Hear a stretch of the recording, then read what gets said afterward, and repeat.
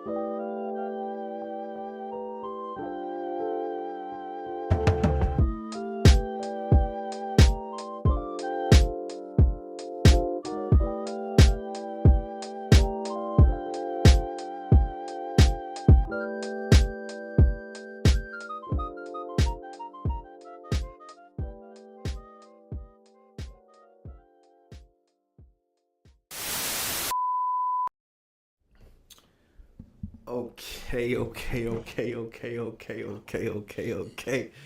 We in this bitch, you know what I'm talking about, man. Welcome to another episode of Saturday Night Live, you know what I'm saying?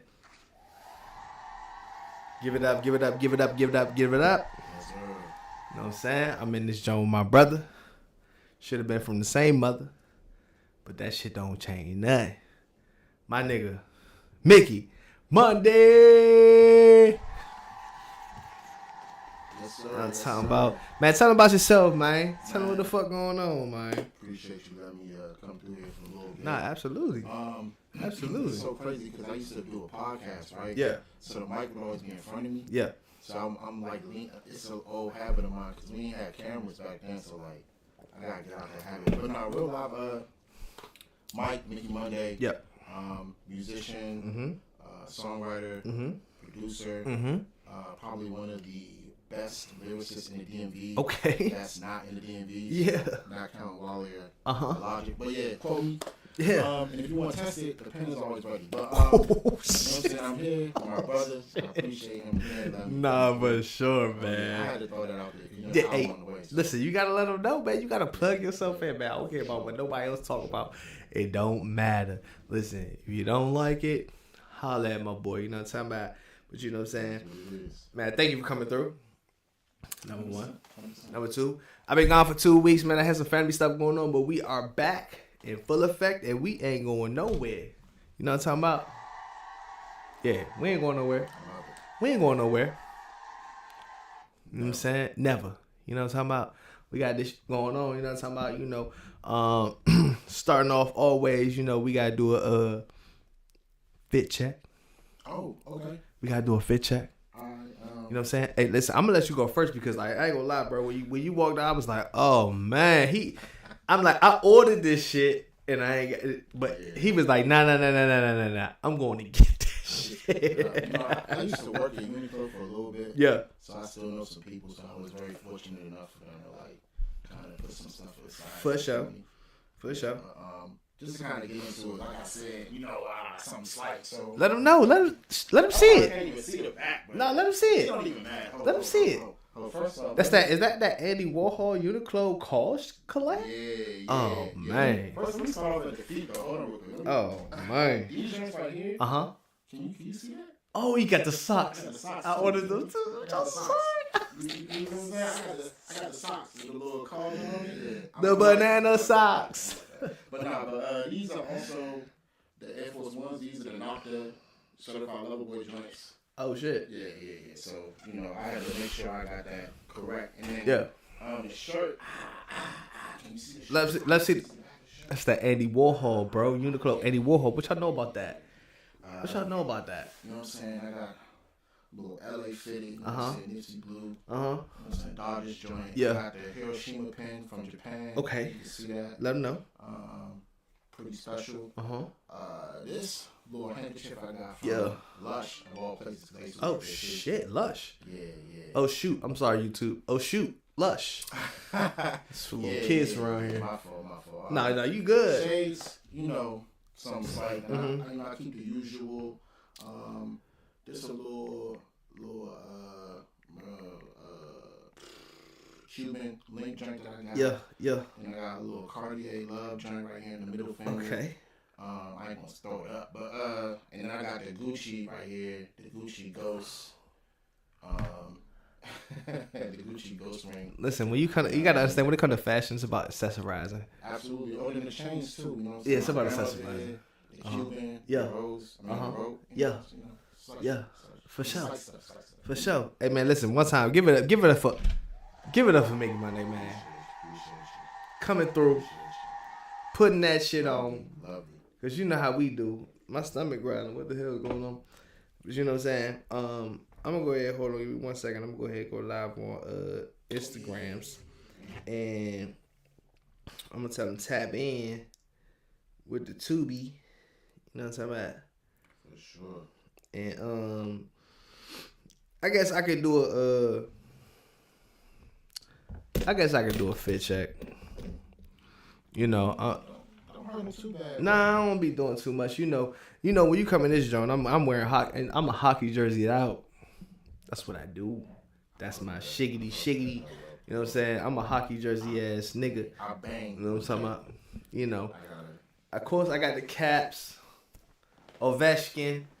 You know what I'm saying? And in honor. Hold on, I ain't gonna lie. In honor of Trav. If you know me, you know I'm a Travis Scott head. For dropping Days Before Rodeo on Apple Music. First of all, I've already had it on my phone. I never not had it on my phone. I always had it on my phone. I always could listen to that album. But, you know, I got my Hoochie Daddies. You know what I'm saying?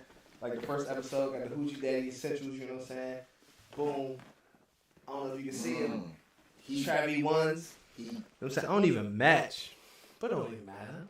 It's fine. Who cares? You know something about, you know what we got going on around here, man.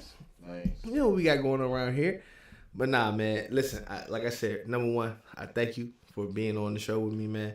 I know it was super last minute. And I definitely appreciate you coming to fuck with your boy.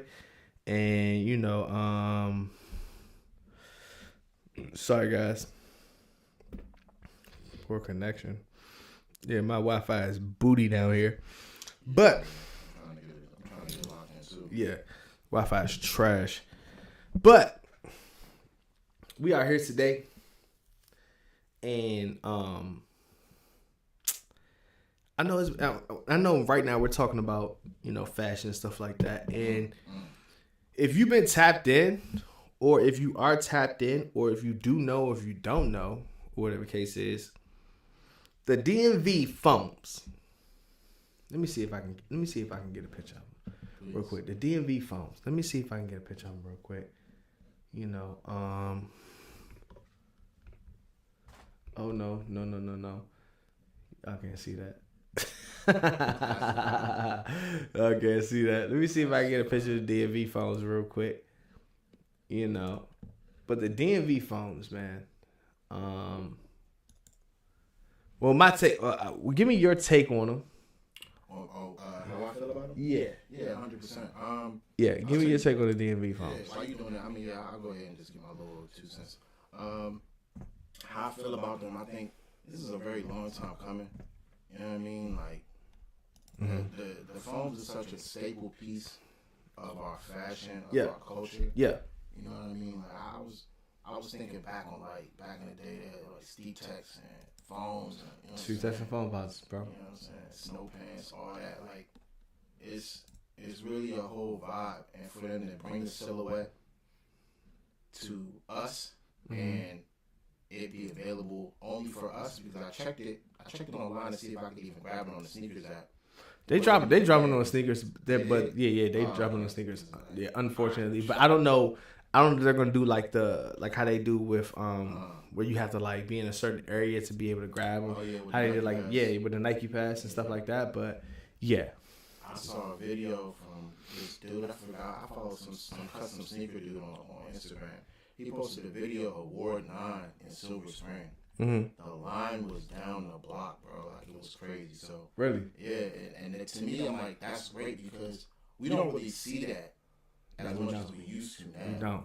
You know what I mean? So it was a good feeling to see people be excited about this shoe, even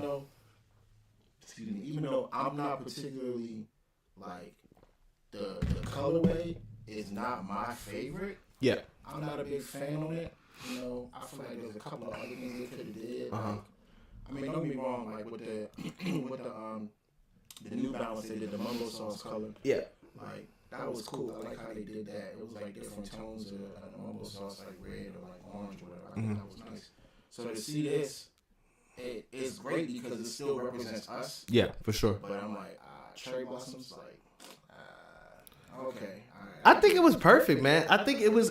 I feel like it was a really good shoe. I feel like that, everybody was really like pressed over the pink foam posit when they dropped that pink foam posit. And I feel like this is like a pearl pink. And I feel like it was really nice. And I feel like it kind of really represented the DMV in a nice little fashion or whatever the case is. And, it was a nice shoe, man. It was a nice shoe. I'm not mad at it. I'm not mad at the DMV being on the back of it. A lot of people didn't like that, but the simple fact of I did like it. I thought it was cool. I thought it was like, saying like, hey man, this is where we from, the cherry blossom theme, the insoles and stuff like that. I thought that shit was cool, bro. I really enjoyed it. And I think it's a really nice shoe, and I didn't get it, but I'm going to get it. There's no way I'm not gonna have that shoe. There's no way I'm not going to have that shoe. I'm in the same boat, and the only reason why, like I said, my biggest, not gripe, but the biggest thing that kind of bothers me with this shoe is that, like you said, the pearl, right, like the pearl pink, the cherry blossoms. That reminds me of when Kevin Durant does a pearl shoe. That's cool, but I feel like they could have done something a little more contrasting to what has kind of already been done. You know what I'm saying? That's my only All right, so what colorway would you have liked to see? I mean, bro, as far as color wise, like I said, they could have did something more along with mumbo sauce, or they could have did. They could have took the dang Metro. Fuck no. No. Hear me out. All right. They could have put the Metro matte on the sole on the inserts. Okay. Instead of the cherry blossoms, just something. Okay, got you. You know what I'm saying? The cherry blossoms and stuff is cool, but that's just not. When I think of us culturally, I don't think of cherry blossoms. Cherry blossoms is more like a tourist thing. People come here to see cherry blossoms. People who live here, we see cherry blossoms all the damn time. We don't really care about that. So it's give us something that really represents us culturally. You know what I'm saying? So the DMV and the tab is cool. The pearl pink is not bad. I'm not hating on the color. I'm just saying. Yeah, the color was good. I think the color was good. It's the same thing with a lot of Nike shoes where it's there's not a lot of creativity going on. They just turning stuff out, and I think because they oversaturating the market and trying to get past the reselling boom that's been happening these past couple of years, I think they just throwing stuff out, which necessarily isn't a bad thing. But this they could have actually. I don't even know if they had someone from the city really. Or from this area really helped. Like I said, Kevin Durant would have been a great person. Wale, you know what I'm saying? All these people that they reached out to and gave all these friends and family kits to, friends and family packs. That's cool, but in the future, do a little market research. Yeah, that's my only 2 cents. Yeah, I think it's a good shoe. I think it's bad. 100%, yeah. You know what I'm saying? I really like it. I would buy it. One thing I really want them to bring back with foam posit is the pros. Okay. Now, look at this shoe. If you throw a Nike check with a black bottom on that jump, I'm listening. My nigga. I'm listening. I'm interested. My nigga. The eyebrows have been raised. My nigga. You throw a Nike check on this bitch with the black bottom, I'm talking about you got a hit. Yeah. A hit, instant hit. Yeah, I'm talking everybody and their mama would have been buying them motherfuckers, bro. You know what I'm saying? And like I said, it's not a bad shoe. I think it's a really good shoe. I think it's a really, it's I like the cherry blossom theme. I think it's great. Whatever the case is, I feel like we could have did a lot more with them. Mm-hmm. And I'm not gonna lie, before we started with this podcast, I know we were gonna talk about this. I was looking for I still have the Royal Pros. And I was looking for them, and I couldn't find them because, I recently moved, so I don't know where they're at. You know what I'm saying? Whatever the case is. But I still have them. They're somewhere around here. But if you throw a black Nike check on this jump with a black bottom. Yeah. That would make the shoe. It would. My God. You could wear the shoe all year round. Yeah. This is a springtime shoe. You know what I'm saying? For sure. This is something that you wear to go see the cherry blossoms. This is something that you go see the cherry blossoms in. Right. But I think that this shoe was really nice, and I really enjoyed it, and I'm gonna get it. I don't know when, but I'm going to get that shoe. Like, you know what I'm saying? And I probably will never wear them. Okay. Yeah, I probably won't never wear them. It doesn't fit my style. Like, you know what I'm saying? It doesn't fit my style, and, you know, in the direction that, like, I'm taking my style in and shit like that. You know what I'm saying? Or whatever the case is. But for the most part, I think they did their job with it. Yeah. Like I said, a lot of people didn't like the DMV on the back, and I feel like that's, you know, I didn't hate it. That's wild, bro. I didn't hate it.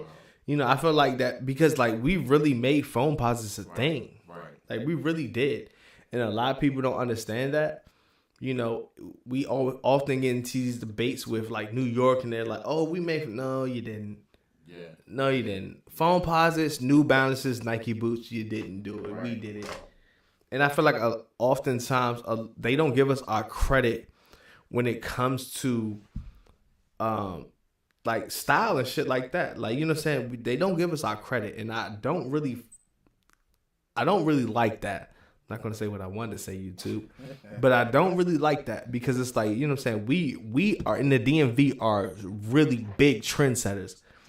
Like, you know what I'm saying? We have a lot of people that come out of the DMV that are really big trendsetters or whatever the case is, but nonetheless, the case is. But that's the DMV phone posit, man. If you like it, go love it. Grab it, you know what I'm saying? Wear it. I'm not gonna wear mine. For sure. I'm not trying to. And it's not like we getting paid off this anyway. No, I'm not getting paid off it. Do how you do what you feel. Do what you feel. Yeah. Enjoy it. If you want to go wear it, go wear it. Absolutely. You know, whatever. I don't give a fuck. I mean, you freak. It's gonna be a bunch of interesting fits on TikTok with these, but yeah, you know, don't let that discourage you. Don't let that discourage you. Don't let it discourage you. You know, and ain't nothing wrong with that. You know, but one other thing we did talk about, and I'm gonna find it. Yeah, I was really trying to. I was in my fiend bag, you know, cause you know, like I said, you know me, I'm a trap head, and but we did talk about that Tyrese interview. Oh yeah. Yeah, so let's get into that Tyrese interview, and it's the one that I seen. Yeah, that's cool. I watched the whole thing. Did you watch the whole thing? Like hour of it. Really? Yeah, but like I'll get into it. Cause yeah. It's interesting. You know, I didn't really get into it, or whatever the case is. You know, but I feel like this can kind of segue into a lot of different topics because I know Tyrese is always, like, you know, kind of controversial or whatever the case is. But let's go ahead and get into this Tyrese topic. I wish I know where this is. I want to like provide context before we start talking. Go ahead, yeah, provide context because I haven't watched it yet. Yeah, so basically Tyrese is on the Breakfast Club. He's promoting his new movie that's called 1992, and he's also doing an album. I forget the name of the album, but this portion of the clip, he's actually talking about the relationship that he had with his ex and how the pain and like the turmoil or like basically everything that led up to the divorce and him and the children or child or his daughter or whatever, how that basically gave him the material for the album. Okay. So like, there's a moment in time where he's just like even though I could talk about my ex all day on this radio station, I want to thank her because I technically wouldn't be the person that I am today had I not gone through that stuff, and I wouldn't have been able to craft the album and put the music together that I'm, you know, anticipating on releasing because of what happened. Right. So as he's going through that, then he kind of goes into what he's about to discuss in the clip, which my brother will play in a moment. Yeah, this is a 12-minute clip, and it says Tyrese goes viral after Wild Breakfast Club interview. So I'm sure we're gonna have a lot of things to talk about when it comes to this. So we're gonna play. You should have never asked the question. I love you, if you didn't want to see. I love you, brother. I love you. I love you. How hard it's been to get through. I love you. I love you, black man. Okay, do you not cry? Absolutely. You might not bring it to the radio. Absolutely. But this is what being grown is. Brother. I'm not doing this. I need one. My makeup gonna mess up. Hear me. My concealer is sitting today. Hear me. Black men cry.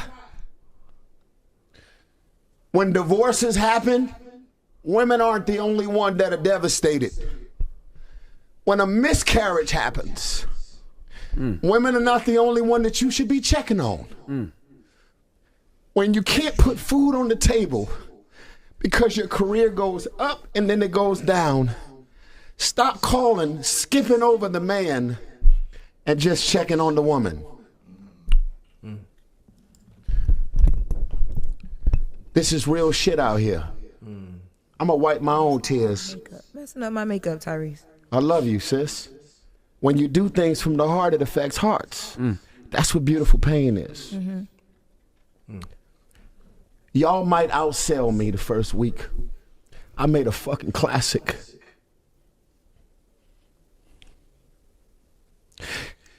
Some of the most legendary movies in the world didn't do well in the box office. Baby Boy bombed. Really? Do your research. Is it a classic? Absolutely. Yeah. Is Baby Boy a classic? Hell yeah. People didn't even know who the fuck I was as an actor when that movie came out. Baby Boy, the only reason BET still got a network going. Praise God. If the movie bombed in the box office, why is it the only movie that they still playing on BET every day? Don't confuse data and numbers and popularity with the reality of what affects hearts. I'm a grown-ass man, and I'm going to tell y'all something about 1992, as well as The Masked Singer when I did that show. Praise God for Nick Cannon. Shout out to him. I was really a masked singer. I needed that mask so fucking bad. Wow. I needed that money from that show so bad. I didn't have it in me to go stand on that fucking stage and sing, and praise God I had a mask on, because while I was on stage singing, if they had seen my face under that mask. Right. Listen, if it all ends for me tomorrow, I never sold you on fake. None of this jewelry on my arm is real. Don't love me because of no fucking diamonds. Take all this shit. This bracelet right here look real as a motherfucker. This shit was $23 on Amazon. You said look real. Nothing. It's something. Hear me out. I didn't think it looked real. It don't look fake, right? If you out here getting fake vagina over your fake jewelry, reality is reality.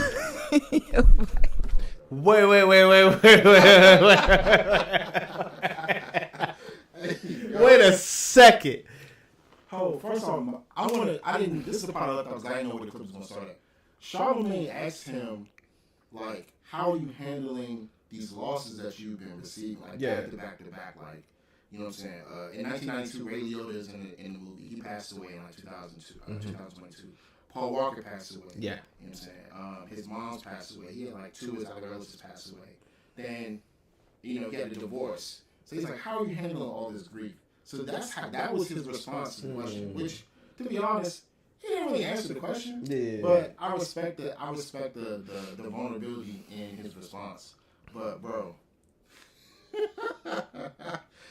the way he took the bracelet off and was just like, you know what? This is all Amazon. $23.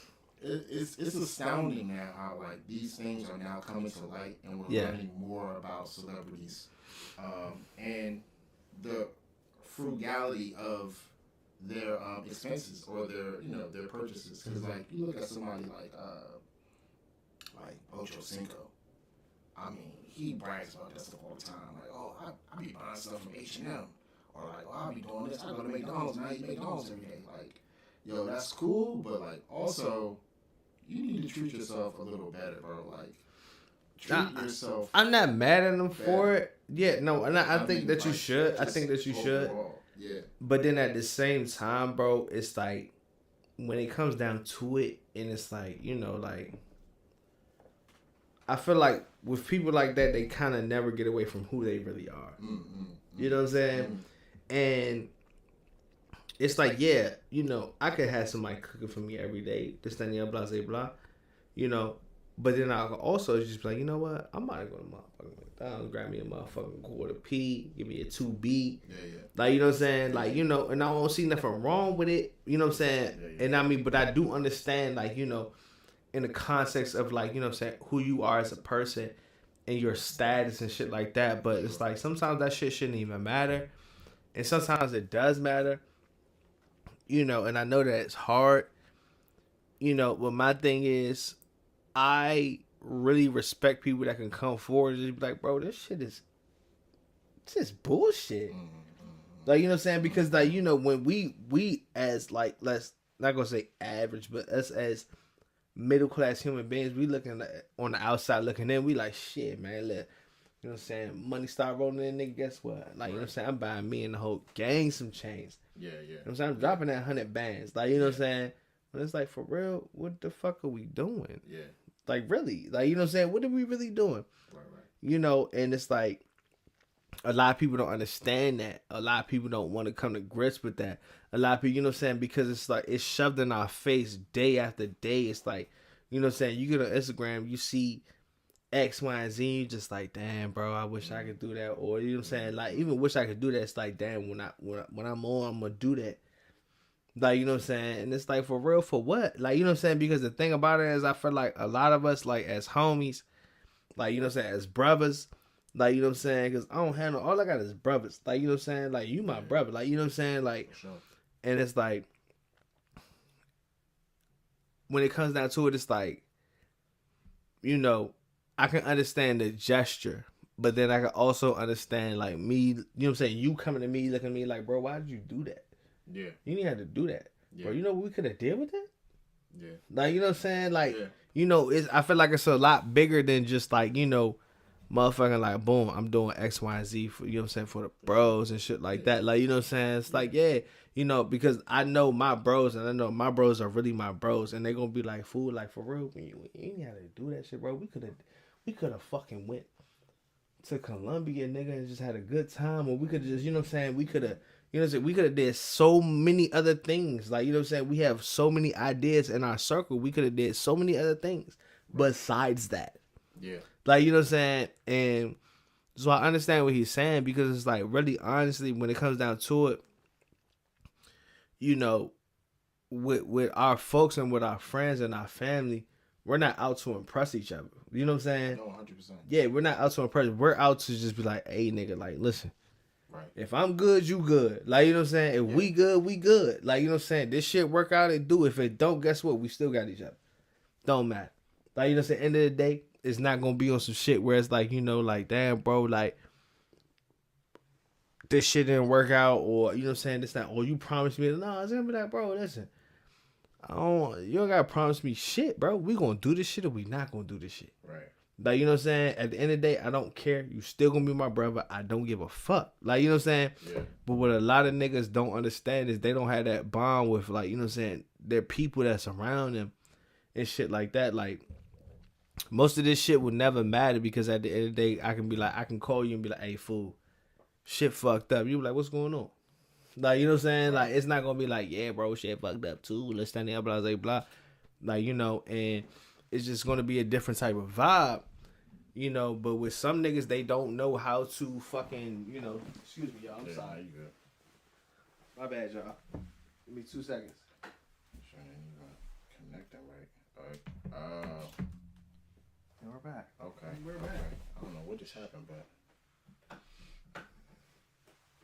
But yeah, it's definitely like one of those things where you gotta kind of like have just good people around you, good genuine people around you that really care about you. Because a lot of motherfuckers don't care about you. They don't care about your well being, how you doing. You know what I'm saying? Like, I feel like that with our friend group, we really like call each other like, bro, like, you good? Like, you know what I'm saying? Like, you straight? Yeah. Like, you know what I'm saying? And the thing about it is, even if I tell you I'm straight, you know I'm not straight. Like, you know what I'm saying? You gonna be like, all right, cool, but I'm gonna pull up on you and shit, man. Like, let's kick it. Let's go get some food. Let's go. You know what I'm saying? Like, you know, and it's always been like that with our friend group. Yeah. It's never been like, you know what I'm saying? Like, you know, I tell you I'm straight, and it's just like, nigga, I know you. Yeah, you know what I'm saying? Like, I know you not good. That's low-key how this started.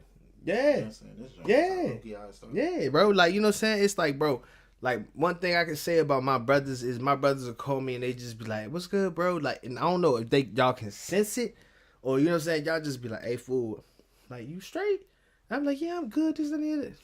Nigga, you ain't good, nigga. Like, come on, let's link up. Let's go get some food, bro. Let's go kick it. Like, you know what I'm saying? That's what it is. Like, you know what I'm saying? Because at the end of the day, a lot of motherfuckers, like, the thing about it is people don't really give a fuck about you. Like, you know what I'm saying? But you got real people around you that really genuinely give a fuck about you. Right. Like, you know what I'm saying? And it's like, I know me and I know how I get, and I get real isolated. I block myself off away from everybody. Like, you know what I'm saying? But to the point where it's like, you know, I never block myself away from my brothers, but anybody else, I'm just like, bro, I don't want to talk. Don't call me. Don't text me. Don't none of that shit. I don't want to talk to you. Like, you know what I'm saying? You know, but when the bros be like, hey, bro, what you doing? Like, come on, let's link. Let's go out, this, and the other. I'm like, all right, cool. You know what I'm saying? It's definitely one of those things, man. It's like, it's hard. It's hard being a man in this society. It's hard, like, you know what I'm saying, trying to find yourself and be okay with yourself. Like, you know what I'm saying? And proceed to just being like, yeah, shit's cool. When you know that shit is not cool. Like, you know that shit is not cool. Right. But as a man, what the fuck are you going to say? That's real shit. You know what I'm saying? Like, what you going to say as a man? Oh, man, I'm going through it. I'm fucked up, bro. This, that, the other. Nah. We ain't doing none of that. We ain't doing none of that. I mean, I agree with you 100% because, like, going back to kind of like where I was, like, finishing off at, like, it's one thing to have these things and be unhappy. It's another thing to still be unhappy and fake it. You feel what I'm saying? Mm-hmm. So it's like, yo, at the end of the day, mental health is important, period. Mm-hmm. But there's also a fine line of like, all right, like I don't know how performative Tyrese is. He seems like he's the kind of person to do that. I mean, the dude showed up to he showed up to the Rams game dressed up. I'm sorry, I'm just thinking about it. It's crazy. This man showed up to the Rams game. This man showed up to the Rams game dressed up as Marvin Gaye to sing the national anthem. Why? Because he felt like it was a good publicity stunt and that people would be drawn to it. It's great. It's a great marketing strategy, but I'm just like, how much of that is actually authentic versus you being performative, right? Yeah. So it's difficult to be. I love you, sis. It's difficult to be. It's difficult to be like very black or white on the situation because, at least in this particular context, yes, he's gone through a lot, and yes, he's being transparent or vulnerable with us, but it's just like, all right, brother, like when are you going to get the help that you deserve? Like, that's really what my takeaway from all of this is. Because at the end of the day, whether he wearing a real necklace or a real whatever or not, like, bro, like that still don't mask the fact that you are obviously dealing with trauma. Yeah. Trauma that has been compounded. And it's like you get one loss and you can't even heal from that loss because you received another loss. You feel what I'm saying? Yeah, for sure. Yeah, so it's imperative that we as black men continue to check up on one another. Yeah, for sure. And also black women as well, even though, given the context of this video, he was saying basically not to just like overlook men and just go straight to the women and see how they're doing. I mean, yeah, that should always be the sentiment. Like we're in this together, right? Like that's the most straightforward way I can put this. We are all brothers and sisters on this planet. We are all here with a shared experience, especially in our community. Yeah. We're black, we're minorities, we are seen as inferior to a lot of people who are here. Races who aren't even white look at us as inferior. You feel what I'm saying? Mm-hmm. And they are minorities just like us. It's ridiculous. But at the same time, with all of that being said, within the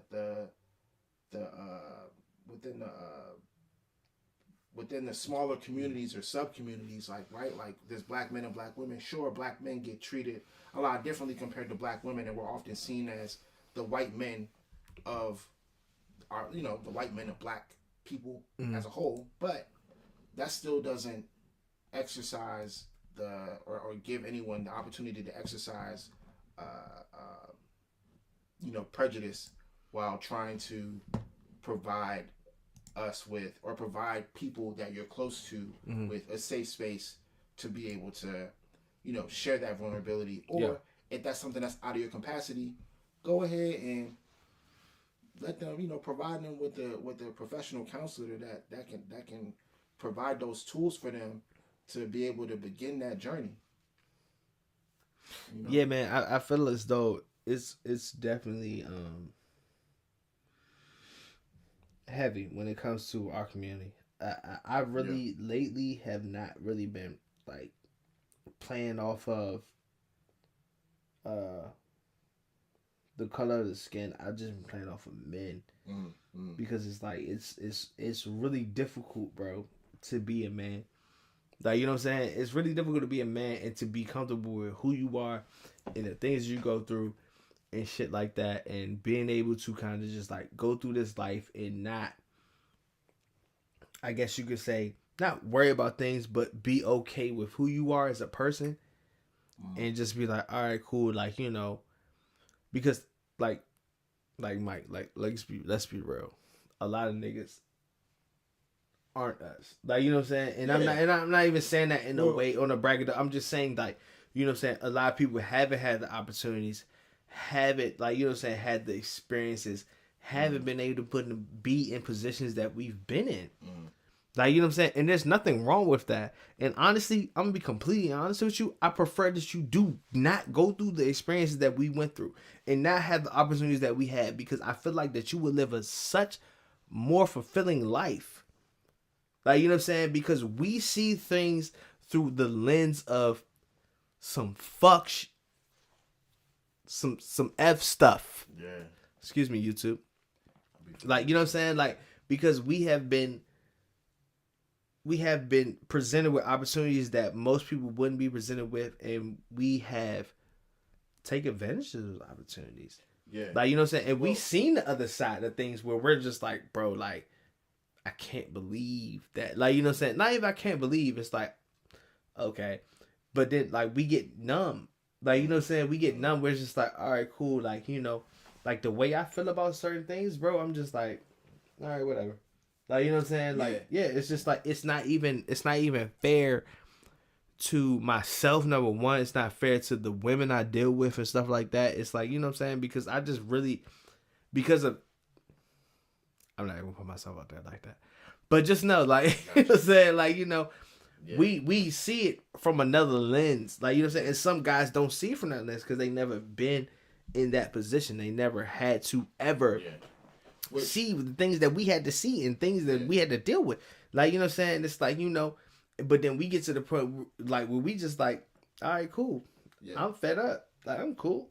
Like, you know what I'm saying? I'm going to do my thing. And, you know what I'm saying? Whatever, comes to me. Or whatever case is, but I ain't gonna force nothing. Like, you know what I'm saying? Ever. Like, you know what I'm saying? I'm never gonna force anything. I'm gonna just let that shit happen.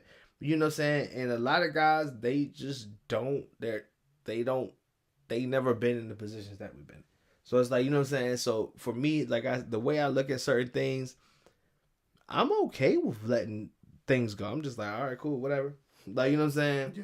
And some guys, they can't. Like, they can't just be like, you know what I'm saying? Like, nah, I need that. Like, nah, I don't need, bro. It's cool, whatever. It's a. Go ahead. I'm not even gonna. No, you're fine. Proceed with the freak I was about to say, because it was gonna be out of pocket. Like, you know what I'm saying? It's gonna be super out of pocket. No. I feel you. But that's excellent that you said that, because a lot of things that you're saying, even though it's easier to do those things, that in itself is still a trauma response. You feel what I'm saying? So having those moments where you're just like, you know what, I'm able to let it go, I'm able to do that. Yeah, that's excellent. But there's also a reason as to why you're conditioned to do that. Why now that's like a subconscious like reaction for you. Right, exactly. To just, I mean, I do it all the time too. Like, not to put myself out there too, but like, there's situations where I come across, somebody might say something to me a certain way, and I'm like, all right, after just processing what they said, I'm like, yo, I don't have to sit here and do this. Yeah. I'm out. You know what I'm saying? So it's like, but that is like it's not necessary. I don't want to call it a defense mechanism. Maybe it is. But that's just because we're so used to dealing with things a certain way that we automatically default to that, because it's just. No, it's definitely a defense mechanism, bro, because it's like, we understand why we're defending ourselves. Like, you know what I'm saying? Like, it's because I know. The thing about it is, when you run into certain people, like, all right, so my whole thing lately is I feel like I've been running into the same female over and over and over again. Word. Like, you know what I'm saying? Like, Yeah. so my response is just like, all right. Yeah, yeah. Like, you know what I'm saying? Like, Yeah. okay. Yeah. Whatever. I get that. Like, you know what I'm saying? Like, Yeah. you know, so, like, and the thing about it is, it would be different if I did not go through the certain things that I went through dealing with females over this long period of time. Like, if I did not have that experience, then I would say, like, oh, she's different. Oh, she has this about her. This, that, and the other. She has this. No. So, my thing now is, like, you know what I'm saying? I'll be like, oh, you guys are all the same. There's nothing different about you. Yeah. Like, you know what I'm saying? There's nothing. So, when I start to see certain things, I'm like, oh, okay, I've seen this before. Right. But I deal with it. Like, you know what I'm saying? Like, and a lot of people don't understand that. It's like, you know, I'm not going to say a lot of people. A lot of guys don't understand that. Like, you know what I'm saying? It's like, once you really start to see, like, once you're like, oh, like, you know what I'm saying? Like, you know, once you really open up and you be like, you ain't no different from her. Right. You just different package. Right. What makes you different? Yeah. Like, you know what I'm saying? Like, it's the same. Yeah. There's nothing different about you. It's like, I went through this 3, 4, 5 times again. Right. Like, you know what I'm saying? Like, so it's like, once you start to see it, you're just like, oh, okay, I see what this is. Yeah. I'm good. Like, you know what I'm saying? I'm good. Yeah. Like, you know what I'm saying? Some guys don't have that privilege. Like, you know what I'm saying? And I'm not, my thing is, I'm not mad at you for not having that privilege. I want you to go through those experiences. Mm-hmm. Like, you know what I'm saying? I want you to have those experiences. You should have those experiences. You know what I'm saying? But then I also commend the guys that don't have to go through those experiences and find somebody like, bro, I love this girl and she loves me and this is love of my life. And we do this and we boom, boom, bow. Right. I commend that. I wish I had that. But the simple fact that I went through so much with women, like, you know what I'm saying? Yeah. That it's so hard for me to see that on the other end. You know what I'm saying? Yo, 100%. Like, it's so hard for me seeing it because I'm always in my mind like, oh, all right. You know what I'm saying? I'm calculating everything now. All right, cool. How long before you leave? Yeah. Like, you know what I'm saying? Yeah. How long before X, Y, and Z? Okay, what do you really want? Like, you know what I'm saying? What's going on? Like, instead of me, I'm not going to say being naive, but instead of me, like, saying, like, all right, cool, like, I'm not even going to think in this form of fashion. Right. But it's like, you know what I'm saying? Once you dealt with enough, you're like, all right, let's see what happens with this one. Yeah. Like, you know what I'm saying? Which way we going? Yeah. What we doing? Like, you know what I'm saying? Like, you know what I'm saying? Like, you know, you going to play me or you going to, I'm going to play you. You know what I'm saying? And it's like, you know, you always get that ball in your court. Sometimes she take the ball and shit like that. You like, I'm going to let you have the ball for a little bit. All right, cool. Let me see what you do with it. Okay. I get the ball and it's like, all right, bet. I felt like you played me a little bit. All right, cool. Now it's my turn. Yeah. And, you know, what I'm saying? it's crazy how that is because I was going to say men and women have this strange, like, gap of, like, when I say gap, I think of it more like, a moat around a castle, right? Yeah. Where it's like, I'm going to just use women in the castle because of the whole princess thing. Yeah. I'm going to just leave it like that. But you know what I'm saying? Women are often seen as the prize, right? The castle's there. The women are in the castle. They princess. They're supposed to be treated like queens, all that stuff. So that's why that is where it's at. But I feel like as far as communication, that moat is there. And it's like we're trying to get to, we're both trying to figure out how we can effectively get over that trench and be able to mutually understand each other. And I feel like there's a lot of like groundwork that still hasn't been done with our generation. And that's primarily because of our parents and their parents. Trauma. Which, I mean, it goes back to trauma, but I feel like nobody's really having a real conversations on like what makes them uncomfortable. Why do you feel? Because how can you have that conversation with a person if they don't even recognize their trauma? Right. Well, I mean, like, you know what I'm saying? Like, if you don't, my thing is, if I come into a relationship or if I come into it, let's say a common ground with you, and I'm recognizing your trauma and I bring it to you and you don't recognize your trauma, how the fuck? I'm sorry, YouTube. How the F are we supposed to even reconcile this? Like, you know what I'm saying? We talking like the camera not even here. Like, yeah, you know what I'm saying? Yeah. It's like, you know, how am I even supposed to sit here and be like, oh, like, you know what I'm saying? Like, because like the thing about it is like your approach number one is everything, but it's like how am I supposed to sit here and tell you like, hey, you got a lot of shit that you need to, and not saying that I don't, right? But you have a lot you need to fix, like you know what I'm saying, before you even can consider, like, or I can even consider being like you know what I'm saying, me and you being something that's you know what I'm saying exclusive. Yeah. Like, you know what I'm saying? Like, how? Like, you know, it's like, you see it. Like, you know what I'm saying? Like bro, dealing with, like, you see it. You see it. I'm talking first date, you just like, oh, shit, this is going to be a ride. Right. Like, you know what I'm saying? Like, this is going to be a ride. And if I decide to stay, or if I decide to, like, you know, whatever I decide to do, this is going to be a ride.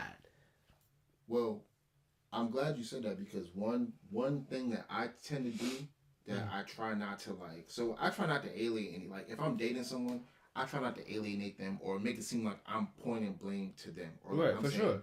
You have issues. Yeah, for sure. You know what I mean? Like I kind of. But then I guess at what point in time do they push you enough that you have to really address that? Well, and that's a great question because for me, I used to have a 3-strike rule. You know what I'm saying? I had 3 street walkers. I was about to say, what no. This nigga is a this pimp. Ain't no dirty, this ain't cab confession. You know what I'm saying? Nah, but I had a 3-strike rule where like if I see you exhibit the same behavior 3 times and I've talked to you about it 3 times, yeah. After the 4th time, I'm like, there is no need for us to continue this because you blatantly aren't even listening to what you're not being receptive. So to my what thing I'm is saying. okay. So instead of doing that, I've tried to take a different approach because usually when I did that, it would just result in me walking away from it. Yeah. Which, you know, for some people that's okay. cool. So like, for that, from that, what has your lesson been from that? So, do you think that your all right? Do you think that your 3-strike rule, or whatever case is, I guess I want to say successful in a way that you have, or they have overcome it, in that you have, I guess, deviated into something that was very positive? I mean, there have been times where I've had communication with people, and they, like I said, they'd be like, "Oh, okay, yeah, no, I understand." Blah blah blah. Like, I'll literally lay it out to them. Like, but did they understand though? But that's what I'm saying. Like, they might say that in the moment. Yeah. But there's not an actual period of them retaining what I'm saying to them and then applying it back. So that way it's like, oh, you are listening to me. Oh, you are being You are being respectful of what I'm saying. Of what I'm saying, where I'm coming from as an individual, like as 2 people who are trying to enter into a relationship. That's important. Yeah. So for me, instead of doing a 3-strike rule, I mean, I still kind of do it, but like not as intensely as I used to. But like what I do now is like, all right. So why not as intensely as you used to? Because it opens the room up for a lot of confrontation. Right. Okay. Because I don't necessarily tell women like, oh yeah, I have a 3-strike policy. Yeah, of course not. But in my mind, I'm like, all right, you did something that I didn't, that I don't, or basically like. I've seen you exhibit patterns from people that I've dated in the past, and I don't want that in my partner. So when that comes up, you know, eventually I have to tell them why. And then, you know, the 2nd or 3rd time I might explain to them like, you know, that's something that has happened to me in the past, but it's something that I've seen in the past, and you know, it doesn't really sit comfortably with me.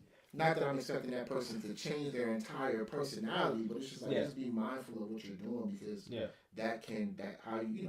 every reaction has a reaction. Right. So to answer your question, what I did was I stopped approaching it head on and tried to take a more ambient approach to it. Like I said, instead of being really direct, use like open statements or like using statements that encompass 2 people, right? Because if we're having a conversation and I'm just saying you. Now it's not really a conversation. I'm talking to you exactly. Yeah. I'm talking to you. Like, you know what I'm saying? So like that was something that I had to really pay attention to because not everybody like the same approach doesn't work for everybody.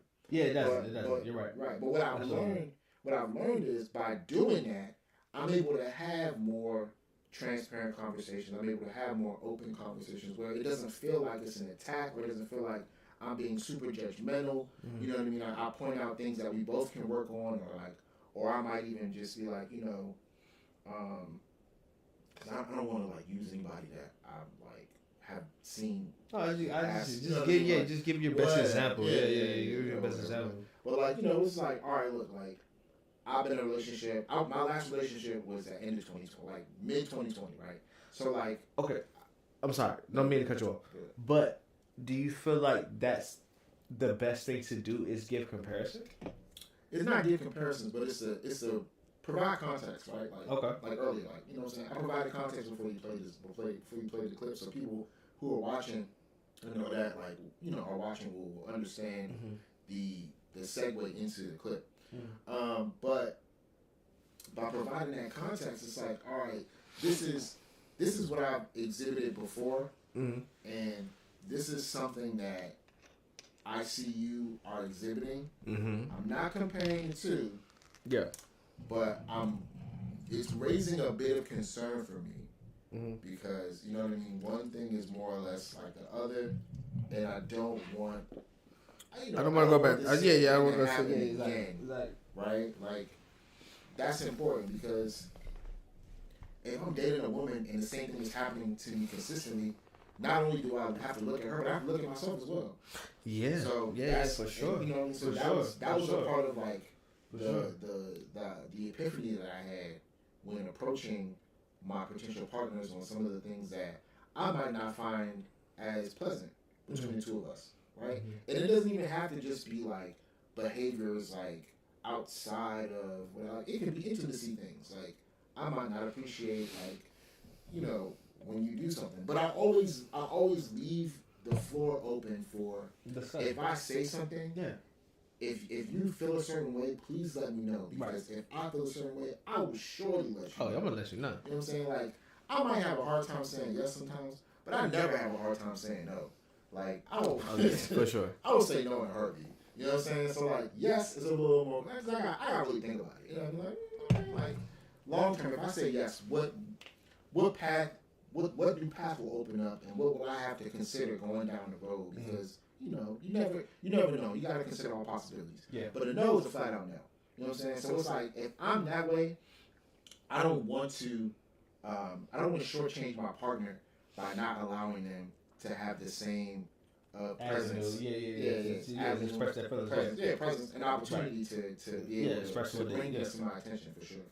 Yeah. So that's really it. But because you know, we talked a little bit about like gender roles and like expectations and like, you know, what men and women are expected to do and how they're supposed to act and how they're supposed to do. So I mean, do you feel like as though now in this space and time of us, like, you know, like really becoming men, do you feel as though women are really becoming women?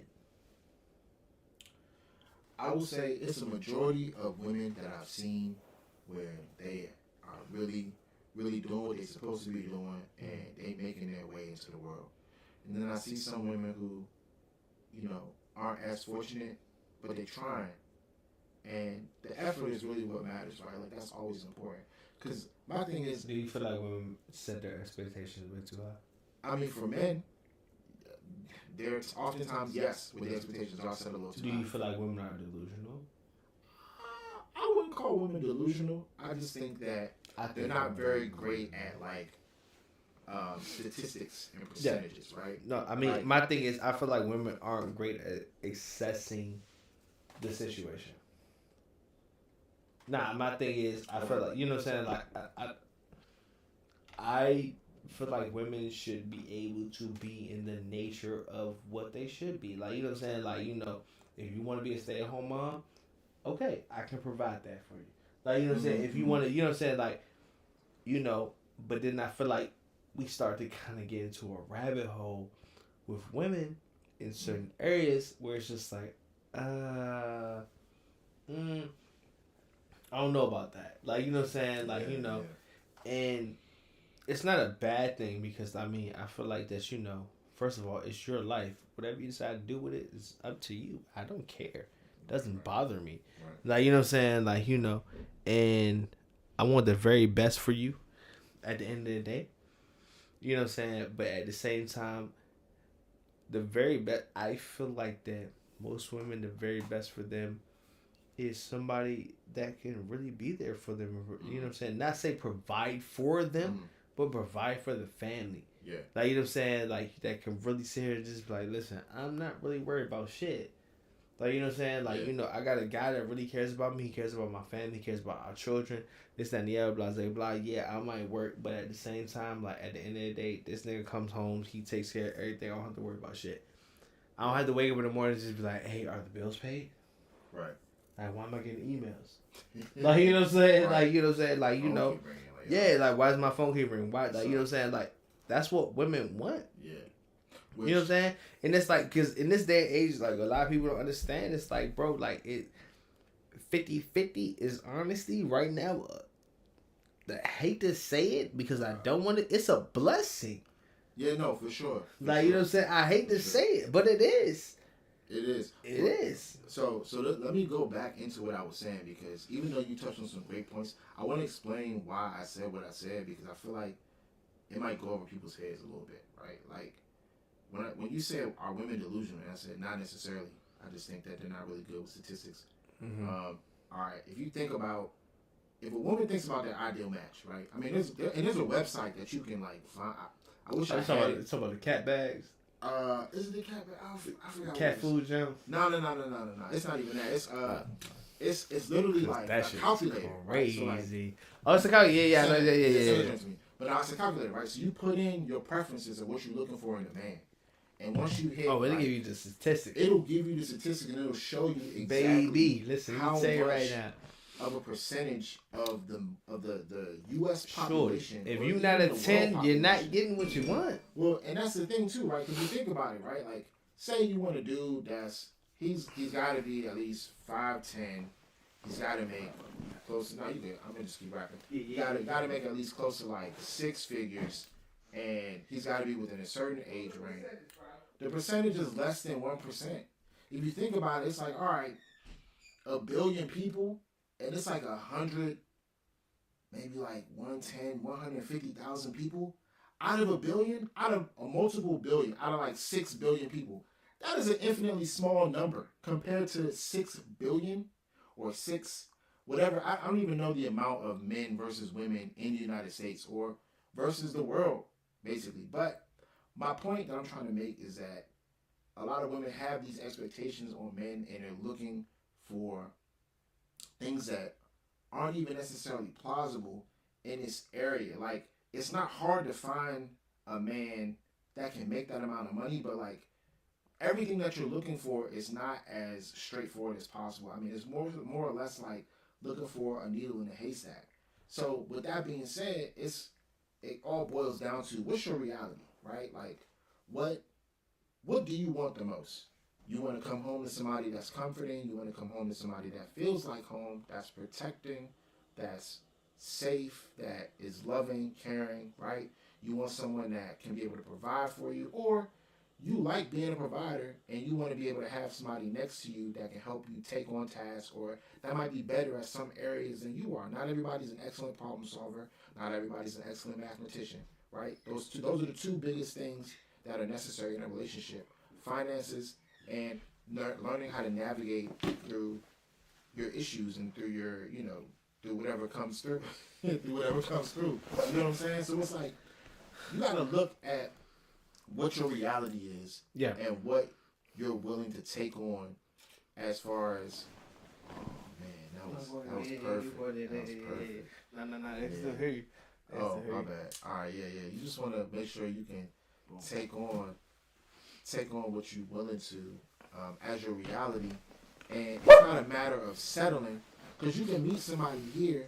If you live here and you meet somebody here and they done swept you off your feet and they done did all this stuff for you, well, look at that. That's not settling. You done found somebody that's in love with you and you in love with them. Yeah. So don't pass up opportunities because you so focused on, you know what I'm saying? You so focused on what we see in social media. We see all these dudes, or you see all these women that are driving these cars and doing this stuff. Jesus Christ. Yeah, sure. It's women who are hairdressers who make over $100,000 a year. They're close to $1 million.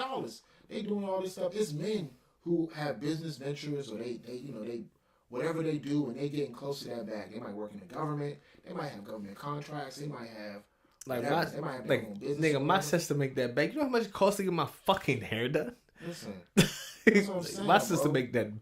So it's interesting to see these dynamics from people where it's like, all right, we got all these expectations and all this X, Y, and Z. And it's like the whole population not even like that. You know what I'm saying? Like, Yeah. you look at all the dudes that was in your school or like that was in your classroom with you, and they was like, oh yeah, when I hit a certain age, I'm gonna make it big. I'm gonna be like this. I'm gonna do this. I'm gonna blah blah blah blah blah. But fast forward now, out of how many of those people do you see them actually being successful? They actually have something that they can, they can present to the world and show their hard work for. You got people who have families who are making good money. You got people who they have businesses that not everybody's able to do that. Yeah. So you got to look at it from that point, For sure. from that perspective, right? For sure. Like, everybody's not gonna be able to make it to the NBA. Sure, there's G League. You know what I'm saying? There's Capital City Go-Go's a great basketball team. It doesn't make any difference that you're not on the NBA. You made it, because not even that's still professional basketball. You know what I'm saying? So it's like, don't look at things as a negative, and don't twist your reality to the point where it seems like you might be settling, or you might feel like, oh, this is not where I want to do this or that. Like, be more honest with yourself and build from there. You know what I'm saying? And that's the thing. Starting off up here, and you keep getting chopped down, of course that shit's gonna feel defeated. Yeah, for sure. And it's gonna be, it's gonna hurt. But that's a part of life. If you build right here and work your way up, you see how much room you have from here going up versus you coming down. The fall is crazy, right? So if you start from here and work your way up and really set on a foundation of what you're looking for in a person and making sure that you're being truthful with yourself. Because if you know you can't provide, Nice to get here now. You know you can't bring something to the table, but you want your partner to bring that to the table. That don't sound crazy to you? You know what I'm saying? So like, be honest and be open with yourself. So that's why I don't want to call women or men delusional, but. No, I don't think there's. Yeah, for sure. I don't think that people are delusional. I think that people have to be honest and truthful with themselves. I feel like my biggest issue and my biggest problem with a lot of people is they're not truthful and honest with themselves. Exactly. Like, you know what I'm saying? And that's where I have an issue at. Like, it's like when you look at niggas like us, like, you know what I'm saying? And not even like, you know what I'm saying? Like truthfully and honestly, you know what I'm saying? I'm a 34-year-old male, and I swore I was not going to say my age. Who gives a fuck? I'm a 34-year-old male, and excuse me, YouTube. But at the same time, like, you know what I'm saying? I have no children. I have a great job. You know what I'm saying? I have a car, this, that, the other. I got shit that's going on in my life. Whatever the case is. I'm a prime candidate. I'm a pick of the litter. Like, you know what I'm saying? And a lot of people don't understand that. It's like because you have that going on between there, like, I'm supposed to just like, no, I don't care about that. Who cares? You know what I'm saying? Like, a lot of women don't understand. I don't care. Like, you know what I'm saying? I'm cool with who I am. I've done enough in my life that I'm okay with who I'm okay. You know what I'm saying? And a lot of people don't understand that. It's like, it's like, all right, cool. Like, yeah, like, I'm not asking you to choose me. No, because at the end of the day, I'm going to choose you. You ain't going to choose me. Right. Like, you know what I'm saying?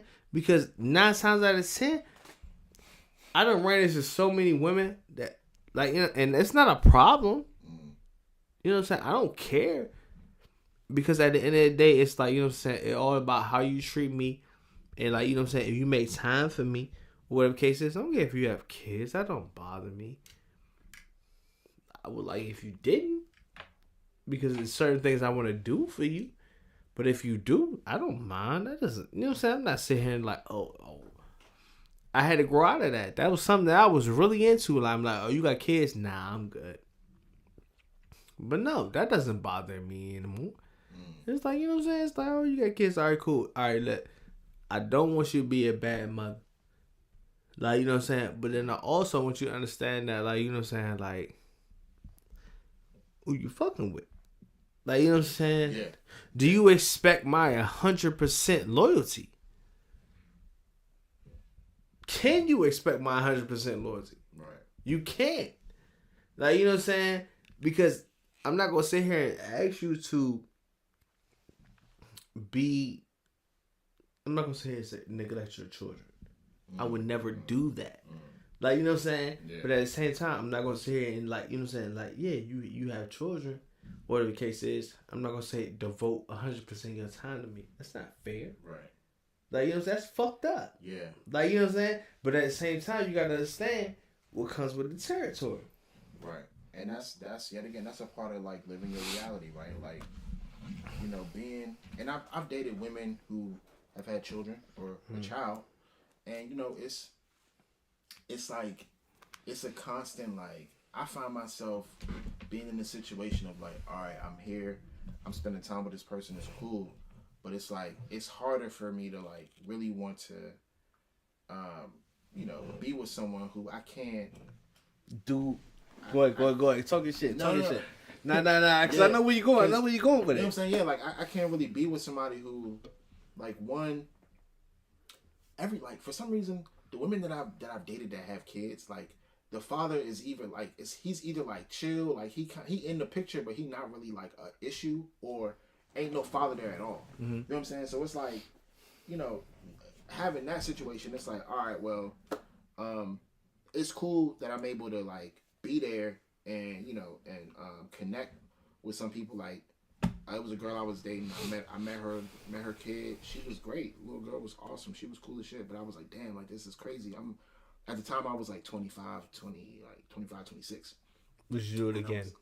Would I do it again? Yeah. I mean, as an older person now, yeah. No. I definitely would. No, I would, definitely, 100%. Really? And this is why, because the maturity is a big reason as to why I wasn't able to do that, because I couldn't even process being a stepdad at 25, 26. Mm-hmm. I was like, there's so much more stuff I want to do. Yeah. You know what I'm saying? Like, even though the person that I was seeing was amazing, she was great, she had a really good job, like, had her own crib, like, woody woo, like, just awesome. You know what I'm saying? Ain't no bad blood between us neither. It's like, she a cool person. But it's difficult for me to get past that. And you know, as an adult now, I kind of feel bad that I made that choice, because Why? Because there was a girl right then and there, a young girl, who needed a male presence, who needed somebody to teach her how men should treat, or, you know, be a male. But is that your job though? So that's the thing. At the time, I felt like it wasn't. But as 33-year-old me now, I'm like, who's to say that wasn't? It could have been. That could have been my job. For what? But that's what I'm saying. As a young nigga, as a young male, as a young black male, at that time, being 25, 26, sorry, and being a stepdad, like, to me was nuts, because, like, I was so busy. All right, so my question to you is, do you deserve that? You feel like you deserve that? Like, now? No, I'm not saying now. In that moment in time, do you feel like you deserve that? Oh, no. In that moment in time, hell no. I was like, I'm getting the hell out of here. Yeah. Like, this is great, but I had to, like, yo, I mean, it was great, but I had to, like, really take a step back and be like, damn, like, I'm doing this, and it's cool. We vibing. We you know, we really bang with each other. But there's a void here. There's an apparent void here. Yeah. And ain't nobody, like, I would have to be the one to eventually step up into that void. Yeah. You know what I'm saying? Like, I'm dating somebody, and, you know, dating somebody and it become more serious, then yeah, that's something that I would have to eventually step into. Do I feel like I was mature enough to handle that at the time? Absolutely not. Like, like I said, me now, yeah, sure. Like, that's something that I would be more open to. Not saying that I'm just gunning for it. Like, every girl I see, I'm like, you got kids? All right, bet. I'm the dad that stepped up. Let's get it. You know like, it's not always that case, but I have a better sense of maturity level now than when I did when I was 26. I mean, so what does that maturity level mean, though? I mean, my thing is, are you still going to step into that role, or it's like, you know what I'm saying? Because I understand what you're saying, because, like, you know what I'm saying, like, I don't have an issue. At one point in time, I did have an issue with it. I'm not fucking with no women with children. I'm just not doing it. You know what I'm saying? But at this, Yeah, you know what I'm saying? Like, you know, not saying that I wouldn't. Like, you know what I'm saying? Yeah. Because I definitely would.